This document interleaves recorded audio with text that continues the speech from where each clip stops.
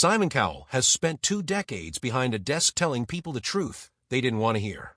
He has built an entire career on being the judge who doesn't soften the blow, the one who says a performance was forgettable when everyone else in a room is too polite to say it. So when footage surfaced of him admitting on a podcast that he felt ashamed of himself, that he thought he and his fellow judges looked disgusting, people sat up. This wasn't Simon critiquing someone else. This was Simon critiquing Simon. And the person who triggered that reckoning was a 47-year-old unemployed woman from a small town in Scotland who walked onto a stage in 2009 and changed the way an entire industry thought about who gets to be a star. To understand why that moment carried so much weight, you have to go back to the audition itself, because the reaction in the room that day is exactly what Cowell would later say he regretted. Susan Boyle stepped out in front of the Britain's Got Talent panel in Glasgow with a plain dress, glasses, and a nervous energy that read, to most people watching, like someone who had wandered onto the wrong stage. The judges' faces did most of the talking before she'd sung a single note.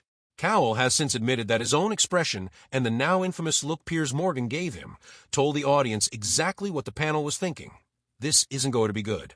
Susan told him she was 47, joked that this was just one side of her, and shimmied a little before the music started, and you could see the room bracing for secondhand embarrassment. Then she opened her mouth and sang the first lines of I Dreamed a Dream, and the entire energy in that auditorium flipped within seconds. It wasn't a polite surprise. It was the kind of moment where you could watch disbelief spread across people's faces in real time. The judges' jaws actually dropped. The audience, who had been smirking and whispering moments earlier, rose to their feet. Amanda Holden looked over at the crowd with an expression that seemed to say, we were all wrong. Cowell sat there for a long moment before he said anything, visibly trying to process what had just happened. It is one of the most replayed pieces of television from that decade for a reason. The gap between expectation and reality was so wide that it became, almost instantly, a referendum on how easily people judge each other based on appearance alone. The clip didn't just do well. It exploded. Within about 48 hours, the audition had been viewed roughly 500 million times online, a number Cowell himself has called almost impossible to fully process even years later. He has said that the show went on to be sold to dozens of additional countries on the strength of that single audition, which is a strange thing to sit with. One woman, one song, and the trajectory of an entire global franchise shifted because of it.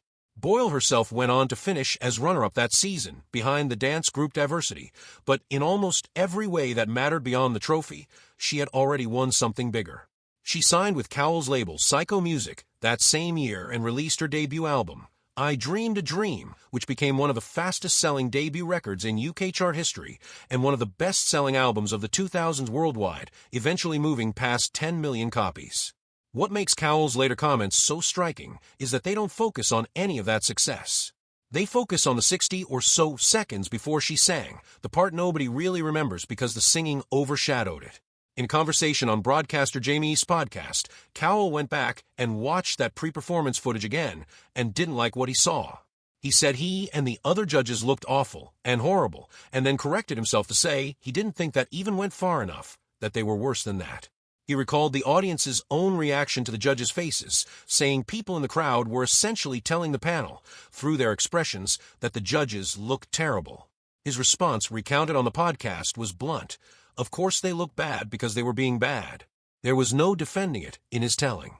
It was simply a moment where the panel got caught being exactly as dismissive as they appeared, and the only honest thing to do, years later, was admit it. He didn't stop there. Cowell has talked before about watching that same pre-audition clip arrive on his laptop and being unable to look away from his own behavior in it, the eye rolling, the muttered wow under his breath, the visible skepticism on his face, as Susan explained that she lived alone with her cat and had never been married. He told Variety, in comments that have been repeated many times since, that seeing himself behave that way made him say, in his own words, that he hated his own reaction. He called it a tipping point, a moment that forced him to confront how quickly he had written someone off based on nothing more than nerves and an unassuming appearance. That kind of self-criticism is rare from someone whose entire public persona is built around delivering criticism to other people, which is exactly why it landed so hard with viewers when the clip resurfaced. It's worth sitting with what actually shifted in him, because it wasn't really about music at all. Cowell has said many times that the lesson Susan's audition taught him was the most basic one imaginable. Don't judge a book by its cover. He has repeated some version of that phrase across multiple interviews over more than a decade. which tells you it wasn't a one-off soundbite for a press cycle. It became something closer to a personal correction he kept returning to. He's described Susan as the perfect example of that idea, someone whose voice made an entire panel of professional talent spotters look foolish for assuming they already knew what to expect from her before she'd made a sound. That theme of being humbled resurfaced again a decade after the original audition, when Susan returned to compete on America's Got Talent, The Champions, in 2019. Watching her perform the same song that had launched her career, Cowell was visibly transported back to that night in Glasgow.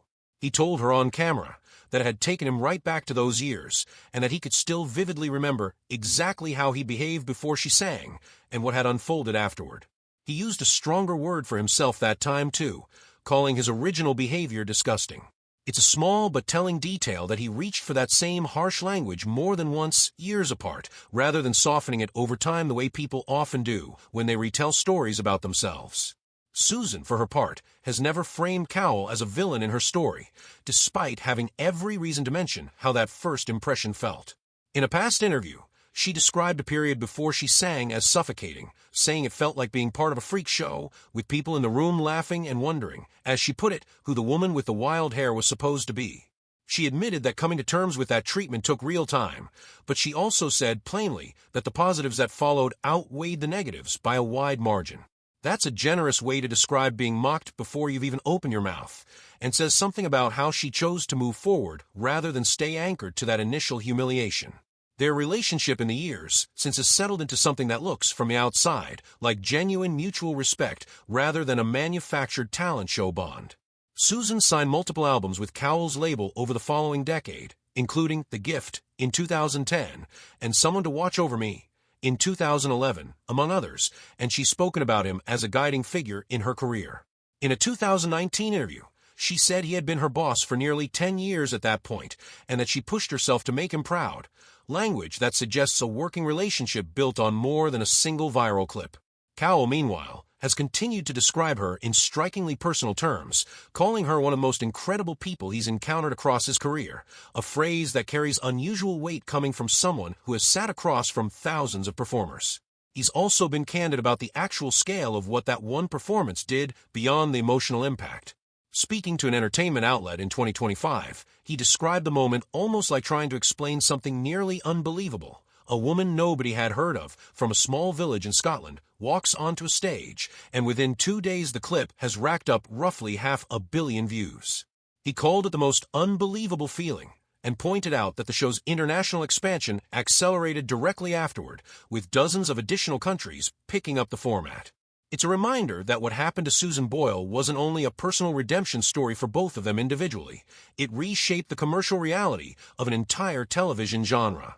More recently, the story added another chapter that brought Cowell's emotional honesty back into focus. In 2025, Susan returned to the Britain's Got Talent stage for the show's anniversary finale, performing I Dreamed a Dream, again alongside the West End cast of Les Miserables. Before she sang, she shared that the previous year she had suffered a minor stroke, and that getting back on that stage had taken real fight. Cowell's response wasn't a critique or a polished soundbite. He told her directly that they owed her an enormous amount, and that even though he'd known she wasn't well, he also knew that if anyone was going to fight their way back, it would be her, because the show simply wouldn't be the same without her. That's not the language of a judge assessing a contestant. That's the language of someone who has watched a person's full arc, the highs and the very real physical setbacks, and still considers her essential to the thing they built together.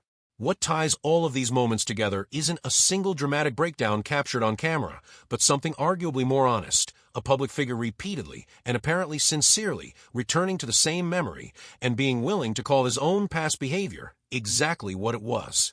Cowell didn't need a stage-managed emotional interview to make the point. He made it on a podcast, talking candidly with another broadcaster, going back through old footage, and not flinching from admitting that he and his colleagues had gotten it wrong in front of millions of people.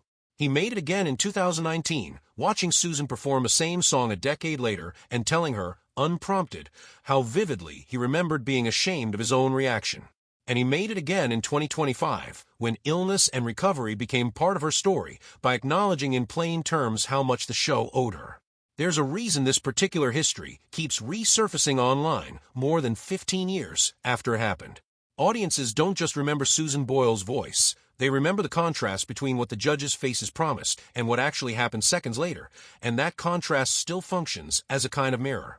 People comment on the old clips, noting how symbolic her decision to simply walk off stage afterward felt, as if she'd already proven everything she needed to prove and didn't need anyone's approval beyond that.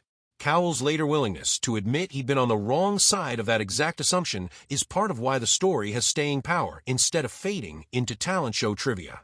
It isn't framed as redemption through tears or single emotional confession engineered for a camera. It's framed as a public figure, known for never backing down from an opinion, choosing repeatedly to revise his opinion of himself.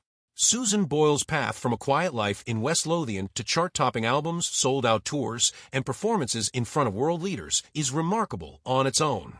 But the part of the story that keeps pulling people back in is the smaller, more uncomfortable details sitting right at the start of it. The cameras caught the judges getting it wrong before they got it right, and one of the most famously unsentimental men on television has spent years afterward owning that mistake out loud, in his own words, without being asked to. It's also worth remembering just how unlikely Susan's path to that stage was in the first place. Before Britain's Got Talent, she had spent most of her life singing in places nobody was filming. Church halls, local competitions, the occasional karaoke night, the kind of low-stakes settings where a voice like hers could exist without ever being measured against an industry standard. She had trained for a time in musical theater and had been told by various people over the years that she had talent, but encouragement from a neighbor or a choir director carries a different weight than a producer telling you a stage is waiting. By the time she walked into that audition in Glasgow, she had already lived an entire adult life largely outside the entertainment industry's view, which is part of why the panel's snap judgment that day felt so misplaced once the truth of her ability became obvious. She wasn't an aspiring performer who had simply failed to get a break. She was someone who had quietly built a serious instrument and never had a stage that matched it, until that one did. That gap between a private gift and a public stage is also why the immediate aftermath of the audition mattered so much. It wasn't only that Susan sang well. It was that an entire viewing public, not just the judges, had to confront how quickly they'd been ready to dismiss her based on a dress, a haircut, and a slightly awkward introduction. Cowell has pointed to that exact dynamic repeatedly when explaining why the moment stuck with him. The show had built its identity around finding talent in unlikely places, and yet here was the clearest possible example of the production itself, including its most prominent judge, nearly missing it because of surface-level assumptions. He has framed Susan's performance less as a personal triumph for her, although it obviously was that too, and more as a structural correction for the entire format, a live demonstration of exactly the kind of bias the show claimed to be looking past. The commercial aftershocks of that single audition are still worth laying out in full because they're easy to understate.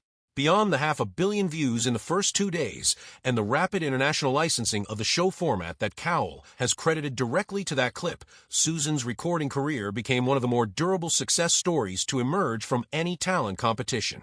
Her debut album outsold releases from established, decades-long careers that same year.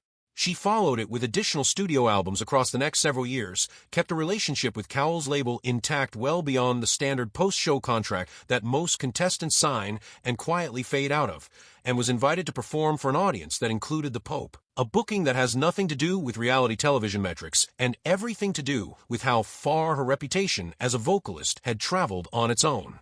Few contestants from any talent show in any country have managed a career with that kind of longevity, and fewer still have managed it while remaining as visibly unchanged in temperament as Susan has, by most accounts, stayed. That consistency is part of what Cowell has pointed to when describing why his regard for her runs deeper than admiration for a voice. He has talked about her as someone who never adjusted herself to fit the mold of a typical celebrity, someone who kept the same modest, soft-spoken